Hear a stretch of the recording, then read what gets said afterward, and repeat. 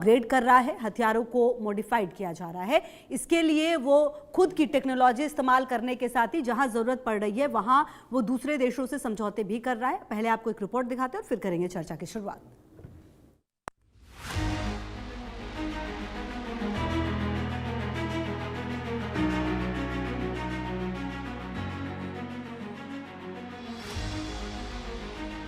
Bharat America के बीच एक और डील पर मुहर। बदल जाएगा हथियारों का रूप और सेना का तेवर। दुश्मन लगाएगा घात, फिर भी मिलेगी उसे मार। भारत के लिए ये गुड न्यूज है। वो लगातार अपने हथियारों को अपग्रेड कर रहा है। ज्यादातर ये काम उसके अपने वैज्ञानिक यानी देसी तकनीक के दम पर हो रहे हैं। बावजूद इसके भारत ने दुनिया के लिए दरवाजे बंद नहीं किए हैं। वो अभी भी अपनी जरूरतों के लिए रूस और अमेरिका जैसे देशों से रक्षा करार कर रहा है। अमेरिका से हुई नई डील उसी का अहम पड़ाव। असल में अमेरिकी राष्ट्रपति डोनाल्ड ट्रंप ने भारत के लिए बड़ा कदम उठाते हुए 9.3 करोड़ डॉलर के हथियार की बिक्री को मंजूरी दे दी है। इससे नई दिल्ली को जेवलिन एंटी टैंक मिसाइलों और एक्सकैलिबर सटीक निर्देशित आर्टिलरी राउंड्स का नया बैच मिलने का रास्ता साफ हो गया है। इस पैकेज में 100 FGM-148 जेवलिन मिसाइलें, 25 light weight command launch units और 216 एक्सकैलिबर आर्टिलरी राउंड्स हैं। इसके अलावा life cycle support, security inspection, operator training, launch units के लिए रिफर्बिशिंग सर्विस और पूरी ऑपरेशन कैपेबिलिटी के लिए जरूरी दूसरी चीजें भी शामिल हैं। अमेरिका ने इस हथियार बिक्री की मंजूरी ऐसे समय में की है जब भारत और पाकिस्तान कुछ महीनों पहले सीधे सैन्य टकराव में उतर चुके हैं। वॉशिंगटन ने एक्सकैलिबर गाइडेड आर्टिलरी राउंड की बिक्री को भी मंजूरी दी, जिसकी कीमत लगभग 4.7 करोड़ डॉलर है। इसके हथियार सौदे की कुल कीमत 9.3 करोड़ डॉलर हो चुकी है। DSCA ने इस बात पर जोर दिया कि इस बिक्री से इलाके में बुनियादी सैन्य संतुलन में कोई बदलाव नहीं होगा। जेवलिन सिस्टम को RTX और लॉकहीड मार्टिन ने मिलकर बनाया है। यह एक एंटी टैंक मिसाइल सिस्टम है जिससे पैदल सेना की यूनिट लंबी दूरी पर बख्तरबंद टारगेट पर बहुत सटीकता से हमला कर सकती है। भारत को एक्सकैलिबर राउंड आर्टिलरी यूनिट भी मिल रही है जो GPS निर्देशित सटीकता देते हैं। इस क्षमता का इस्तेमाल भारत पहले भी कोलेटरल डैमेज को कम करने के लिए कर चुका है। Bureau report, India news.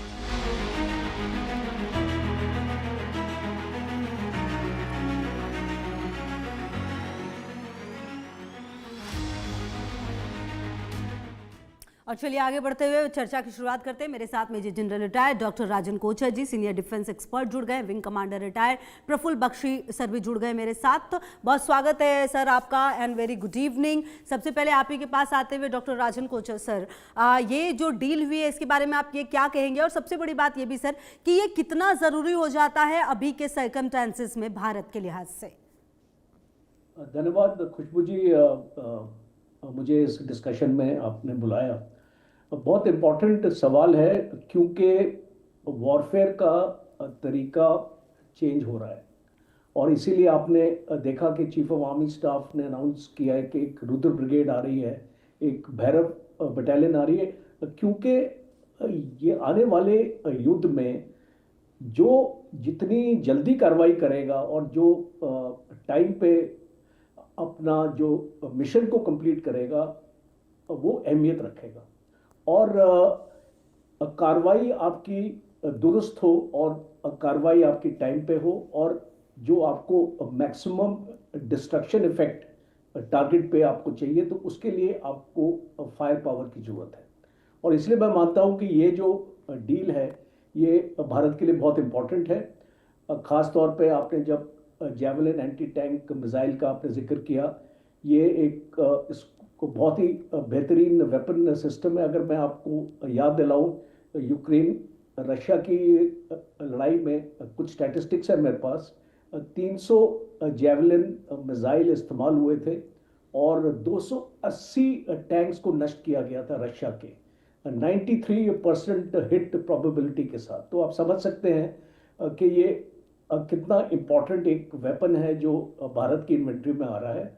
और बहुत इम्पोर्टेंट है जो इसमें चार्ज है, जो इसका प्रोजेक्टाइल है, वो एक हाई एक्सप्लोसिव एंटी टैंक है और एक टैंडम चार्ज में काम करता है। इसका मतलब कि इसमें दो चार्ज होते हैं।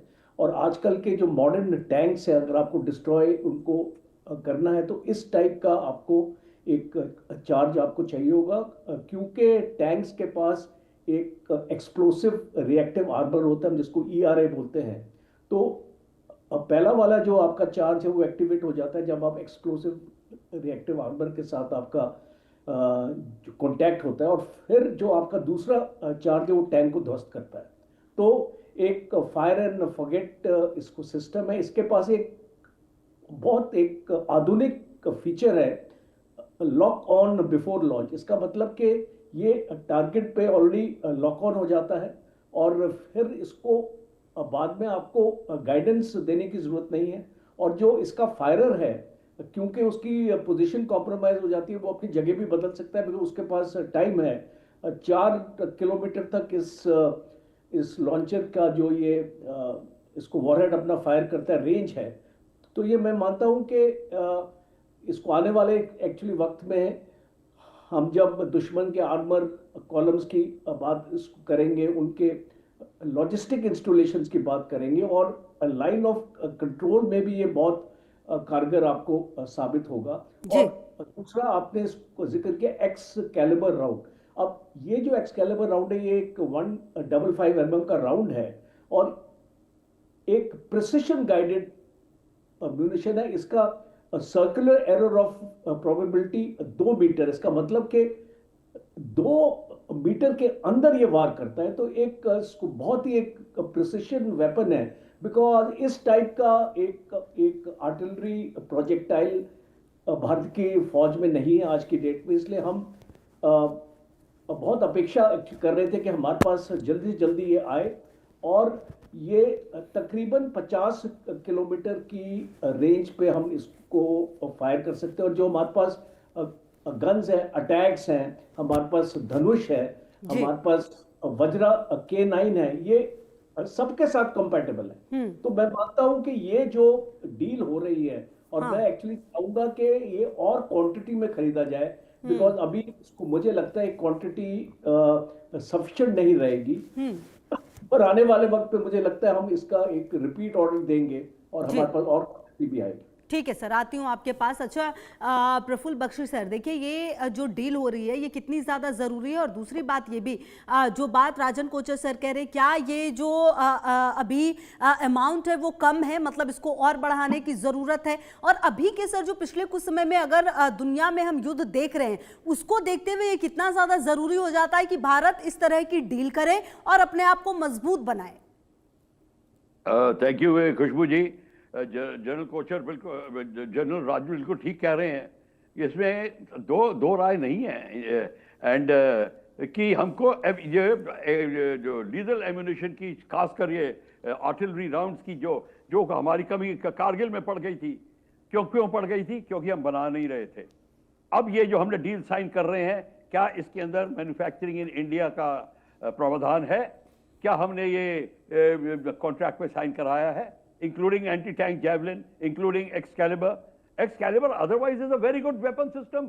इसके अंदर आफ्टर लॉन्च ये ग्लाइड कर सकता है, कनाट खुल जाते हैं, एंड CP इसका लेस देन 2 मीटर्स है। बड़ी शानदार बात है, इसमें दो राय नहीं है। पर जब लड़ाई जैसे मॉडर्न वॉरफेयर आज की चल रही है, 4 साल हो गए यूक्रेन की और रशिया की लड़ाई, उससे भी ज्यादा वो, अब ये कोई अमेरिका इराक की लड़ाई नहीं है। अब ये लड़ाई जब होती है, जब दो देश लड़ते हैं, लॉन्ग टर्म की लड़ाई है। ये कोई 4-5 दिन की लड़ाई नहीं है। आपका वॉर रिजर्व क्या है? अभी तो आजकल हम लोग, हमारे सीनियर आर्मी कमांडर्स ने बोलना बंद कर दिया है। आज से 3-4 साल पहले जब आर्मी चीफ्स बोलते थे तो बताते थे कि कितने हफ्तों का वॉर रिजर्व है आपके पास। ये सारा का सारा क्यों कमी है? क्योंकि हमारी ऑर्डिनेंस फैक्ट्रीज बना नहीं रही थी। अब हम देखेंगे क्या हमारा प्रावधान है कि this Excalibur weapon anti tank javelin missile और जितने वेपन लोकेटिंग रडार्स वगैरह, are we going to make it or not? Are we forcing America or is America forcing this deal on us? हमारे को इसकी जरूरत है और ये बहुत अच्छी डील है। This is a requirement of Indian Army. Indian Army की आर्टिलरी की बड़ी जबरदस्त जरूरत है। Let me tell you one thing, अगर आपको लड़ाई जीतनी है तो आपके पास आर्टिलरी होनी चाहिए। आर्टिलरी जब टैक्टिकल बॉम्बिंग करता है ऑन द बैटलफील्ड, तब आपकी आर्मी आगे बढ़ती है। एयरफोर्स की बॉम्बिंग जो होती है वो टारगेट डिस्ट्रॉय जरूर कर देती है, पर आपको मैं बता दूं वो सारी चीज होती है जब आर्मी ऑक्यूपाई आगे जाके करती है।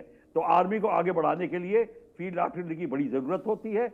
आपको anti tank javelin tank anti tank weapons की जरूरत है, या एक्सकैलिबर की जरूरत है और रहेगी। पर हमको ये देखना होगा हमारे पास लॉन्ग टर्म प्रावधान है कि नहीं। इसका मैंने कॉन्ट्रैक्ट नहीं देखा, ना ही मैंने पढ़ा है, बट मैं ये एक याचना कर सकता हूं गवर्नमेंट से कि यह कॉन्ट्रैक्ट ऐसा साइन हो कि आपको फिर कहीं अगल बगल में देखने की जरूरत ना पड़े। मेक इन इंडिया तहत जो हमारी अब पॉलिसी बन गई है, उस पॉलिसी को हमको चलाना पड़ेगा। और let me tell you one thing, ये जरूरी नहीं है कि अमेरिका के पास ही है, ये रशिया के पास भी है ऐसे वेपन सिस्टम, फ्रांस के पास भी हैं, जर्मनी के पास भी हैं। ये मत सोचिए कि सिर्फ यही है सिर्फ।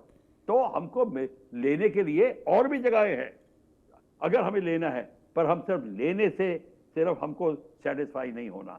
हमको सेटिस्फाई होना है, इसकी टेक्नोलॉजी लानी है मेक इन इंडिया तहत। और जो हमारे आर्मामेंट के टेक्नोलॉजी के जो पार्क्स बन रहे हैं हर एक स्टेट के अंदर, बड़े बड़े डिफेंस कॉर्पोरेट सेक्टर जो इंक्रीज हो रहा है, उसकी कैपेसिटी इंक्रीज हो रही है, हमें करना है। इसका एक्सपोर्ट हमें करना चाहिए, ना कि हम इसे इंपोर्ट लें। बात तब बनेगी क्योंकि तब आपकी जो फॉरेन पॉलिसी का स्टैंड स्ट्रांग होता है व्हेन यू आर एक्सपोर्टिंग। तभी अमेरिका का स्ट्रांग इतना क्यों है? Because you exporting all weapons, countries are depending on America. तो ये हमको देखना होगा। पर ये जो डील है ये शानदार डील है। We must look for up कि इससे हमारे और वेपन सिस्टम्स, हमारे efficiency of artillery, mechanised infantry, उसकी और जो capacity to advance in tactical battle area depends on these weapon systems. नहीं तो स्टेलमेट वॉरफेयर के लिए तो फर्स्ट वर्ल्ड वॉर के वेपन्स चल जाएंगे। पर ये बात आपको चाहिए इस मोबिलिटी के लिए, सीरियस मोबिलिटी के लिए, तब आपको इन वेपन्स की बड़ी जरूरत है। ठीक है सर। अच्छा राजन कोचर सर, ये जो परिस्थितियां फिलहाल अभी पिछले कुछ समय से अगर हम देखें तो दुनिया में सभी देशों के साथ बदली है। नो डाउट भारत के संबंध जो है वो अपने पड़ोसी जो देश हैं, चाहे वो नेपाल रहे, पाकिस्तान रहे या फिर श्रीलंका रहे, बांग्लादेश रहे, सबके साथ बदले हैं। और ऐसे में भारत हमेशा से ही तैयार रहा है, ना सिर्फ LOC पर LAC पर बल्कि तमाम उन सीमावर्ती जगहों पर जहां पर उसकी जरूरत है। ऐसे में अमेरिका के साथ भी सर संबंध बदले, लेकिन जब क्या इस तरह के रक्षा समझौते होते हैं तो किन बातों का ध्यान रखना होता है और भारत कितना सजग है इस तरह के रक्षा समझौतों को करते हुए, तब जबकि ट्रंप तमाम चीजों को देख रहे हैं और तब जबकि ट्रंप ने पिछले कुछ समय में काफी परेशानियां भारत के लिए भी खड़ी की हैं। बहुत अच्छा सवाल है खुशबू जी। देखिए, इसको मैं 37 साल फौज में रहा और मैंने इसी क्षेत्र में काम किया है, प्रोक्योरमेंट्स में और इसको एमुनिशन मैनेजमेंट में। तो मेरा ये एक्सपीरियंस कहता है, और जो आपका सवाल है कि हम जब इसको समझौता ऐसे करते हैं, और जो बख्शी साहब ने बहुत अच्छी बात कही है, क्या हमारे पास सर्च कैपेसिटी है? बिकॉज लड़ाई में एक्चुअली क्या होता है कि आपको पता नहीं कि लड़ाई कितनी लंबी खिंचेगी।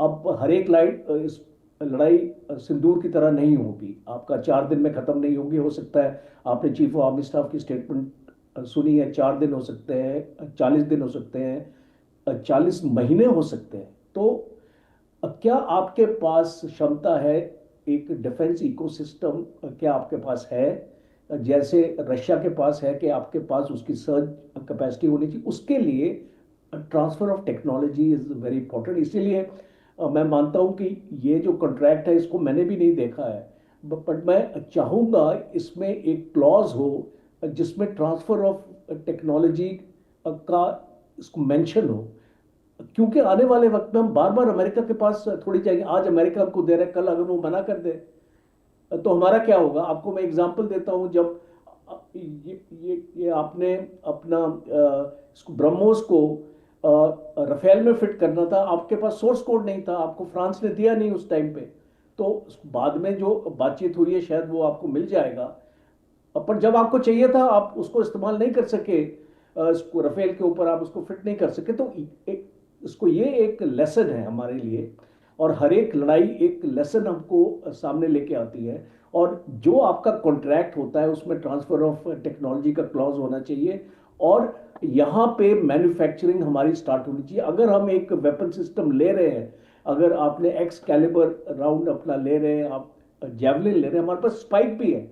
हमारे पास इजराइल की जो स्पाइक ATGM है वो जेवलिन से भी बेहतर है। तो एक हाइब्रिड मोड में हम हैं। अब हम हर एक टाइप का वेपन सिस्टम अपने पास रखना चाहते हैं, बट हमको जल्दबाजी में डील्स नहीं करनी चाहिए, सोच समझ के करनी चाहिए। उसमें ट्रांसफर ऑफ टेक्नोलॉजी को लेके आना चाहिए, और उसमें एक MRO भी लेके आना चाहिए। MRO का मतलब है मेंटेनेंस, रिपेयर एंड ओवरऑल। अभी जो ये तो एमुनिशन है, इसको MRO की जरूरत नहीं पड़ेगी, पर अगर हम बाकी प्लेटफॉर्म्स लेते हैं, जैसे अल्ट्रा लाइट हवाइजर M777 जो हमारे अमेरिका से लिया है, ये उसमें ट्रांसफर टेक्नोलॉजी इन्वॉल्व नहीं थी, तो बार बार आपको अमेरिका के पास जाना पड़ेगा। तो MRO भी आपके पास होना चाहिए। इसकी एक लाइफ साइकिल होती है हर एक इक्विपमेंट की, और कुछ साल के बाद इसका ओवरऑल होगा, और जो ये आपके पास फैसिलिटी होगी ओवरऑल और रिपेयर की और मेंटेनेंस की, वो आपके पास भारत में होनी चाहिए। और इसीलिए मैं ये चीज़ मानता हूँ, ये बहुत इंपॉर्टेंट मुद्दा है, आपके प्रोग्राम में रेज हुआ है, और शायद लोग सुन रहे होंगे जो गवर्नमेंट में है कि इसके ऊपर जो तवज्जो देने की ज़रूरत है। बिकॉज आज आपने 100 ले लिए, 100 क्या होता है? इसको 100 आपके जेवलिन आपके क्या होते हैं? यूक्रेन के पास 1000 से ऊपर जेवलिन है। तो आपको जब एक वेपन सिस्टम आपको लेना पड़ेगा, तो उसमें एक तो आपको प्रोक्योरमेंट क्वांटिटी आपको स्केल अप अपनी करनी पड़ेगी कि आपकी जो आपकी जरूरत है उसके हिसाब से आप ले रहे नहीं ले रहे।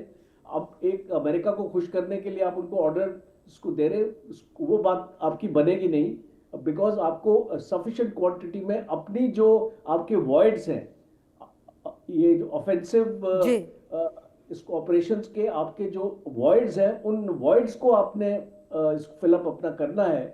और ये बहुत इंपॉर्टेंट है, सर्च कैपेसिटी आपने क्रिएट करनी है, आपने एक प्राइवेट इंडस्ट्री को इसको शामिल अपना करना पड़ेगा, बिकॉज PSU अकेले काम नहीं कर पाएंगे। इसको मैंने PSU का बहुत डीप स्टडी किया है, वो ये आपकी ज़रूरतों को मेकअप नहीं कर सकती हैं, आपको प्राइवेट सेक्टर को लेके आना पड़ेगा। और खुशी है मुझे कि प्राइवेट सेक्टर ऑलरेडी आ चुका है, और काफ़ी इन्वॉल्वमेंट है प्राइवेट सेक्टर, उसको और बढ़ाना पड़ेगा, उसको बजट देना पड़ेगा, उसको अश्योर्ड ऑर्डर देने पड़ेंगे। बिकॉज अगर एक असेंबली लाइन, एक प्राइवेट प्लेयर एक असेंबली लाइन अगर उसको लगाना उसको चाहेगा, तो उसको एक अश्योरेंस मिलनी चाहिए कि हर एक साल उसको ऑर्डर मिलेगा। आपने उसको एक साल ऑर्डर दे दिया, अगले साल आपने नहीं दिया जी, तो वो क्या करेगा अपनी असेंबली लाइन लेके? ये सारे प्रैक्टिकल मुद्दे हैं जो आई थिंक इसको सोचने की जरूरत है। और जब हम एक कॉन्ट्रैक्ट में जाते हैं, कॉन्ट्रैक्ट मैनेजमेंट एक बहुत ही टेक्निकल और एक प्रोफेशनल तरीके का होता है, और इसको एक आम आदमी नहीं हैंडल कर सकता है। ठीक है तो सर, उसमें आपको ट्रेनिंग की भी जरूरत है, हमारे ऑफिसर्स को कॉन्ट्रैक्ट मैनेजमेंट बिल्कुल सब कुछ मतलब प्रॉपर हो तभी काम चलेगा, सिर्फ डीलिंग से नहीं होगा। ये बात भी आप कह रहे हैं, बिल्कुल सही। आते हैं सर आपके पास, प्रफुल्ल बख्शी सर, आजकल के जो सर्कमस्टांसेस चल रहे हैं, जिस तरह से पिछले कुछ समय से आप देखिए ना, एक युद्ध कितना लंबा चल रहा है, चाहे हम रशिया यूक्रेन की बात करें या फिर इजराइल की हमास, जो ये तमाम हूती जंग चल रहा है, मतलब एक जंग समाप्त नहीं होता दूसरा शुरू हो जाता है, और ये बिल्कुल कंटिन्यूअसली चलता है। इसमें हमने कई बदलाव देखे, हमने देखा है कि ड्रोन की उपयोगिता किस तरीके से हो सकती है, किस तरीके से अमेरिका की मदद सामने आई है। मतलब ये सारे सर्कमस्टांसेस सर ये बताने के लिए काफी हैं कि भारत को भी हर परिस्थितियों के अनुसार तैयार रहना होगा, क्योंकि पड़ोस में पाकिस्तान है, पड़ोस में चीन है, जिसकी जिस तरह की नीतियां रही हैं, जिस तरह से वो जमीनों को हड़पता है, तो ये तमाम चीजें जो है वो भारत के भी दिमाग में है, और भारत भी ये सब कुछ सोचकर ही इस तमाम डीलों की तरफ आगे बढ़ रहा है। खुशबू जी, आप बिल्कुल ठीक कह रही हैं, पर इससे पहले रिक्वायरमेंट होती है आपकी सोच इस लाइन में होनी चाहिए, आपकी पॉलिसीज और डॉक्ट्रिन लिखी जानी चाहिए। अगर आप ये कहते जाएं कि हम शांति प्रिय देश हैं, हम पहले हमला नहीं करेंगे और इत्यादि इत्यादि, एक टाइम था आपके पॉलिसीज में था ये था कि हम डिफेंस इक्विपमेंट नहीं बनाएंगे, एक्सपोर्ट नहीं करेंगे क्योंकि हम महात्मा गांधी गौतम बुद्ध के देश हैं। ये आपकी डिफेंस पॉलिसी थी। आपको हंसाने की कोशिश नहीं कर रहा। 1962 की वॉर हो रही थी, आपकी ऑर्डिनेंस फैक्ट्री कॉफी परकुलेटर्स बना रही थी। अब आपको पता चल जाए कि क्या हमारी स्थिति थी, मनोस्थिति उस समय की क्या थी। अब वो चेंज हो रही है। अब जैसे चाइना अपने स्कूल में सिक्योरिटी स्टडीज बच्चों को पढ़ाता है, कॉलेजेस में इस बात पे तवज्जो दी जाती है कि किस तरीके से डिफेंस इंडस्ट्री इंक्रीज हो सकती है, इसकी आपको नॉलेज और टीचिंग होनी चाहिए, तब आपकी पॉलिसीज बनेंगी। रैंड कॉर्पोरेशन ने लिखा था 1947 से लेकर 95 तक भारत की सिक्योरिटी डॉक्ट्रिन ही नहीं है, सारी लड़ाइयां बिना डॉक्ट्रिन के हुई हैं। यह स्थिति अब नहीं रहेगी।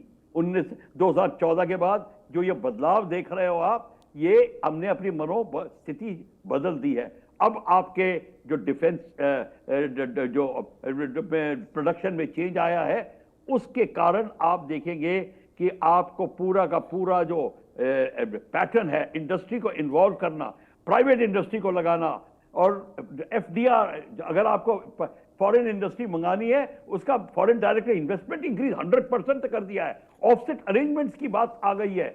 और ये सारा का सारा, और जो जनरल कोचर बोल रहे थे, आपका जो ऑर्डिनेंस का इन्वेंट्री कंट्रोल सिस्टम में जो चेंजेस आए हैं, अब देखिए आप 100 जब 500 शेल लेके जाएंगे, लड़ाई ना हुई, उनका शेल्फ लाइफ खत्म हो जाएगी। जब शेल्फ लाइफ खत्म हो जाती है तो आपको आर्टिलरी शेल को क्या करना पड़ता है? डिस्ट्रॉय करना पड़ता है। आप उसको क्या रिन्यू थोड़ी कर सकते हैं ब्रासो लगा के, पॉलिश करके?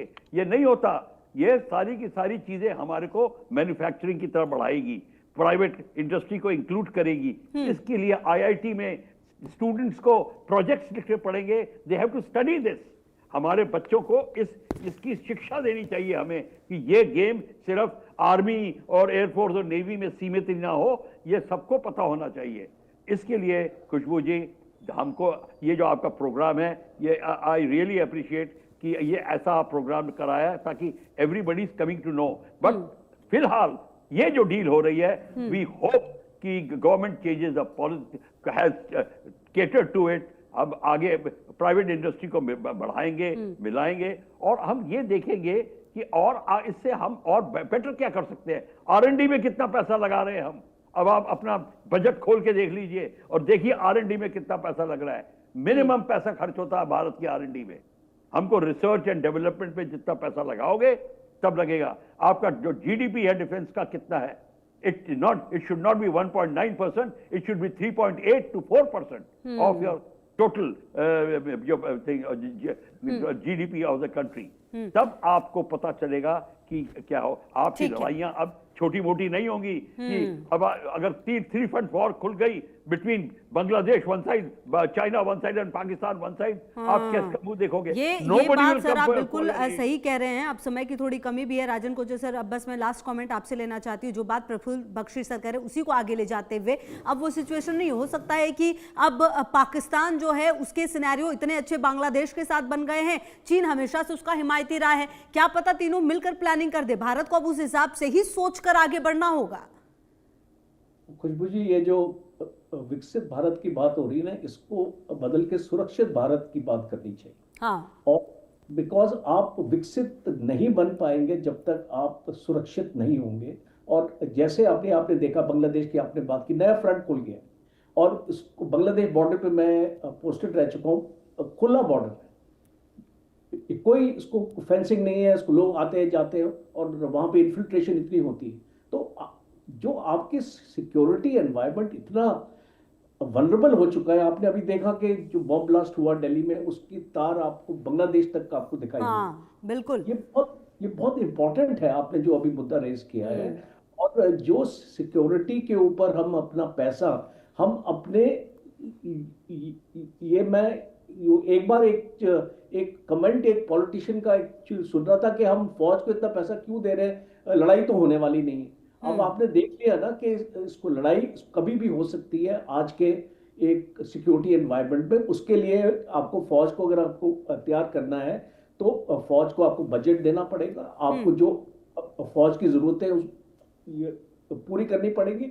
और इसीलिए अभी वक्त आ गया है और खुशी है मुझे कि इमरजेंसी प्रोक्योरमेंट स्टार्ट हो गया है और 50,000 करोड़ फौज को दिया गया एक साल के अंदर खर्च करने के लिए, जिसमें आपकी जो भी आपका क्रिटिकलिटीज हैं, जैसे आपको ड्रोन चाहिए, आपको मिसाइल चाहिए और आपको इतनी क्वांटिटी में चाहिए, हम उसको खरीद रहे हैं। तो अभी ये एक पहल है और इसको उम्मीद है कि ये एक पहल तक ही ना रहे, हम इसको एक नेक्स्ट स्टेज तक लेके जाएं और इसको कंटिन्यूसली हम अपने आप को अपग्रेड करते हैं। आप इसको देखिए, जो पाकिस्तान है, हम पाकिस्तान के साथ नहीं लड़ रहे हैं, हम चाइना और पाकिस्तान के साथ लड़े, साथ में टर्की भी। तो इसको एक देश नहीं है, 3 देश, अजरबैजान भी घुसा हुआ है।